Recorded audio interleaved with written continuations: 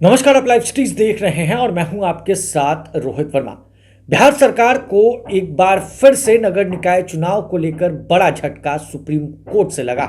आपको बताएं कि ये संभावनाएं जताई जा रही थी कि दिसंबर में यानी दिसंबर महीने में नगर निकाय चुनाव बिहार में हो जाएगा, मगर एक बार फिर से बड़ा झटका बिहार सरकार को लगा।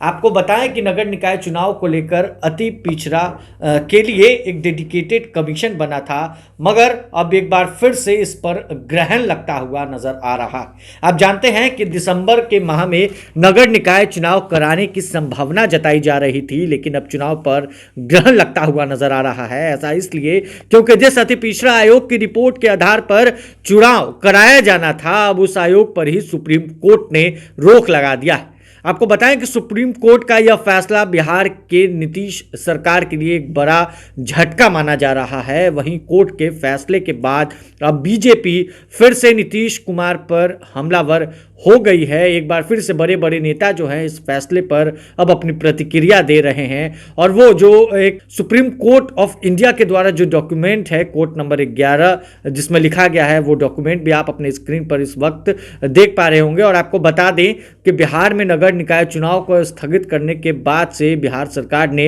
हाईकोर्ट का रुख किया था, और वहां कोर्ट के आदेश के बाद 18 अक्टूबर को राज्य की सरकार यानी बिहार सरकार ने पिछड़ा आयोग के लिए एक प्रॉपर कमीशन का जो गठन है वो हुआ था, और इसकी रिपोर्ट सौंपने के बाद ही चुनाव कराए जाने की उम्मीद जताई जा रही थी। दिसंबर के माह में पूरा ये मान लिया गया था कि माह के अंत तक जो है वो चुनाव होगा, बिहार में नगर निकाय चुनाव होगा, मगर एक बार फिर से ग्रहण जो है नगर निकाय चुनाव पर लग गया है। और अब देखिए, अगर हम बात करें विपक्ष की, तो बीजेपी लगातार सरकार के द्वारा गठित आयोग पर विरोध कर रहा है और चुनाव में अति पिछड़ा आरक्षण को लेकर दूसरे कमीशन की मांग करती रही है। लेकिन देखिए, सरकार ने इस मांग को सिरे से खारिज कर दिया। अब सुप्रीम कोर्ट ने भी यह मान लिया है कि बिहार सरकार के द्वारा गठित आयोग में नियमों का पालन नहीं किया गया है।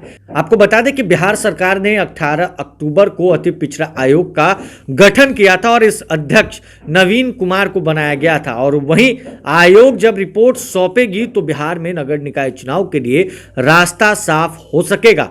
अब इस पर देखना होगा कि सुप्रीम कोर्ट के ऑर्डर के बाद लगातार इस वक्त जो बीजेपी के बड़े बड़े नेता हैं वो बिहार सरकार पर, नीतीश कुमार पर खास करके कटाक्ष करते हुए नजर आ रहे हैं। और वो जो डॉक्यूमेंट था वो आपने देखा कि सुप्रीम कोर्ट के द्वारा जो आया गया डॉक्यूमेंट है वो भी हमने आपको दिखाया, और एक बार फिर से बिहार में नगर निकाय चुनाव पर रोक लगती हुई कहीं ना कहीं नजर आ रही है। अब देखना है कि कब तक ये रोक लगी रहती है या फिर कोर्ट के तरफ से एक बड़ा फैसला फिर से निकलकर सामने आता है और बिहार में कब नगर निकाय चुनाव होता।